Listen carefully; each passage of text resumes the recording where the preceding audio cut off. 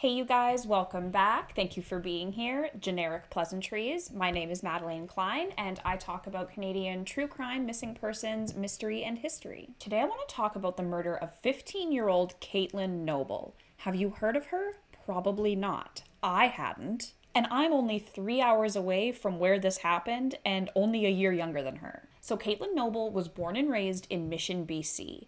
I'm unclear about what her childhood looked like exactly, but her mother would say she fell in with the wrong crowd. Now, that was the understatement of the year, because I read she was using meth by the age of 12, dropped out of school at 14, and was living with her boyfriend by mid-2006. Absolutely nothing will prepare you for the information I'm about to share, and just when you think it can't get worse, it does. This boyfriend, Greg Friend, or he also went by the name Greg Lavoilette, was 35 years old. Katelyn was living with this man, and in late 2006, she moved from Mission, BC to Radisson, Saskatchewan with him to work at a marijuana grow-op with one of his friends, Eduard Baranec. It's said that while Katelyn was living in Saskatchewan, she kept in close contact with her mother and even visited once in June 2007. She was 15 years old, had a 35-year-old boyfriend, and moved provinces with him.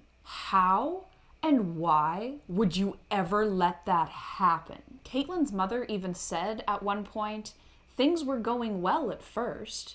As if a 15-year-old moving provinces and dating a 35-year-old man is a good thing. Listen, I get kids can get out of control, but what the fuck? Why on earth wouldn't you call the police on the 35-year-old pedophile grooming your teenage daughter? So, 15-year-old Katelyn is living with her 35-year-old boyfriend, Greg, working for his friend Edward at a marijuana grow-op. On the afternoon of August 27th, 2007, Eduard Baranec slit Katelyn's throat in a cluster of bushes on the farm she was living, left her body there, and returned to the house. He then returned to the scene, loaded Katelyn's body into his truck, and drove her to his property about 10 kilometers away, where he buried her in a hole that he had already dug. At some point, Baranec learns the cops are searching his property, so he dug Katelyn up and drove her to somewhere near Mayfield, Saskatchewan, and reburied her.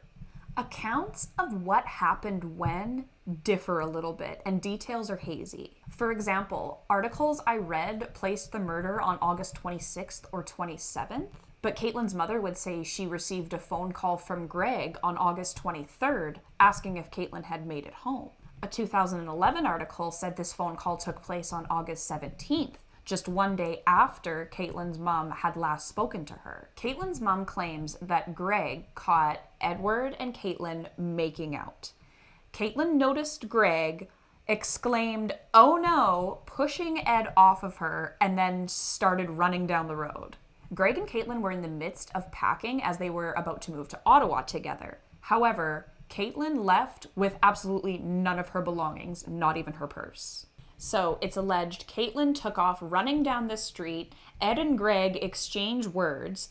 Ed leaves the property, comes back later, and asks Greg for a bag of weed for Katelyn, in turn making Greg think that Katelyn is at Ed's house. In another version of events, there's a roommate named Jimmy DeLong who goes inside and tells Greg that it was him that heard the two in the bushes and thought they were hooking up. When Greg went outside, Ed was just coming out of the bushes, and that's when the men started fighting. Those are two very different versions of events, mainly that he saw Katelyn alive and well in one of them and not the other. Look, I was mercy passed in grade 11 math, but I know when something ain't adding up here. It's alleged Greg went looking for Katelyn and he went to Ed's house.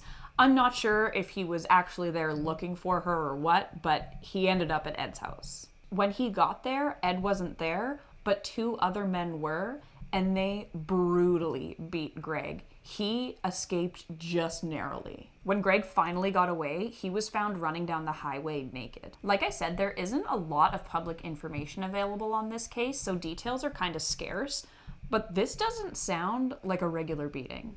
It sounds like he was confined and probably tortured, as the main goal was to kill him, but he ended up escaping. That's not proven, that's just me pondering out loud.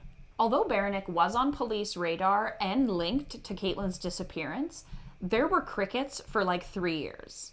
It would take a 2010 undercover operation called the Mr. Big Sting to finally bring Baranec to justice. I feel dumb saying Mr. Big Sting. On December 3rd, 2010, Eduard Baranec would brag to undercover police officers posing as important mob bosses that he killed Katelyn Noble. He said he killed Katelyn because she was getting too involved in the grow-op, knew too much, and was going against him with Greg. Baranec told them that he covered Katelyn's mouth before he slit her throat, and even came prepared with a gun, which he decided against using because he didn't have a silencer. He then told them that he hired 2 hitmen to kill Greg afterwards, but he escaped. Baranec just couldn't shut the hell up because it was during this same sting that he confessed to the contracted killing of Amanpreet Bahia in Surrey, BC. On February 7th, 2007, Baranec entered the home of 33-year-old Amanpreet Bahia and murdered her by stabbing her in the back and slitting her throat multiple times.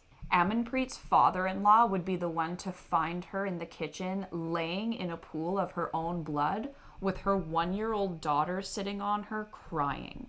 The mother of 3's 2 other children were also in the house at the time. It would take years, but in 2016, Eduard Baranec was found guilty of first-degree murder and sentenced to life in prison with no chance of parole for 25 years. Amanpreet's husband was the one who hired Baranec, so he was also found guilty of murder in the first degree and received the same sentence. But wait, 3 people were charged with this murder. 1 year later, the mistress, Tanpreet Athwal, was also found guilty of murder in the first degree and sentenced to life without parole for 25 years. From what I read, I gathered it was her that had the connections with Baranec. She is the one who hired and paid the 15 grand. She tried to appeal her conviction in 2021 and it was dismissed. I think she was just laughed right out of the courtroom. Rotten jail, bitch. That's where you belong. Once again, it would take years, but finally, in September of 2021, Eduard Baranec pleaded guilty to manslaughter in the death of Katelyn Noble and received the maximum sentence for manslaughter. He was sentenced to life without parole for 10 years. He was originally being charged with first degree in 2018, but he agreed to plead guilty to manslaughter. I'm going to play a little clip of the judge and the defense lawyer right after the trial. Mr. Baranec was prepared to enter a guilty plea to the lesser included offense of manslaughter. Obviously, as everything through the circumstances, because of the investigation and the evidence that we were able to provide, he was initially charged with murder. In order to bring finality and certainty to the family, we decided to accept the lesser included offense of manslaughter.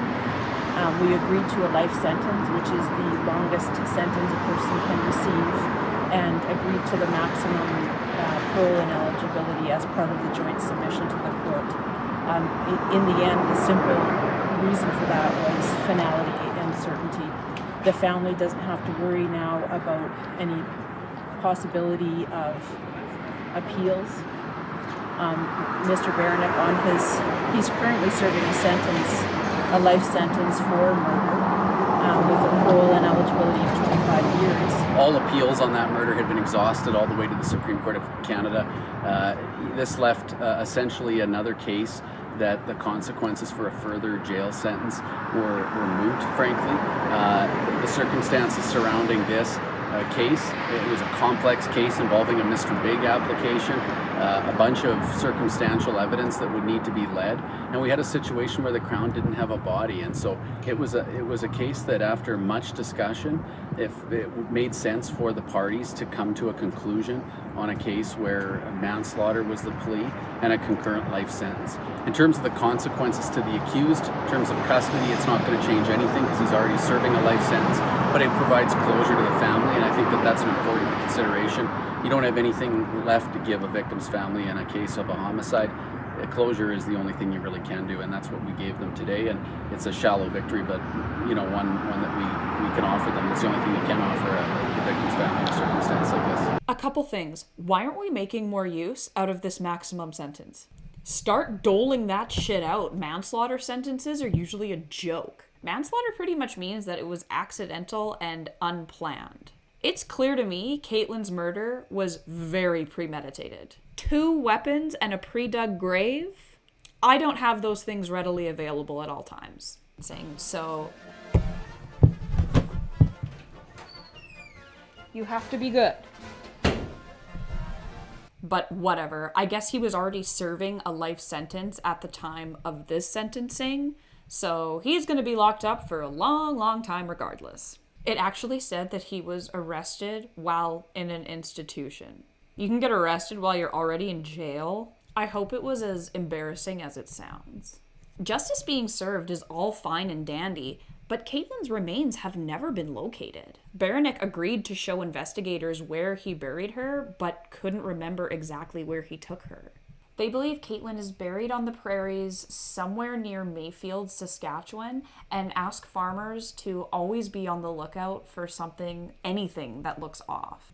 What a horrific story. Just think, had Edward not been narcissistic and bragged about his crimes during the sting operation, the murders of Katelyn and Ammon Preet may very well have sat cold. No body cases are usually really hard to prove, so I'm thrilled he was convicted and sentenced appropriately. But I'm wondering what happened to Greg. Where's he? What's he doing? You will never convince me he is innocent in the murder aspect of things. He knows more than he is leading on.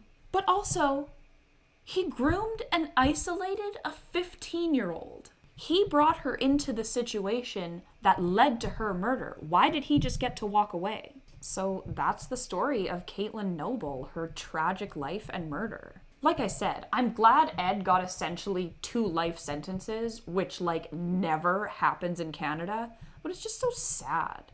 She was so young and lost. It's so unfair. Let me know what you think about this case in the comments. My link tree will be linked in the description box below if you want to check out any of my other content. But I think that is it for me for today.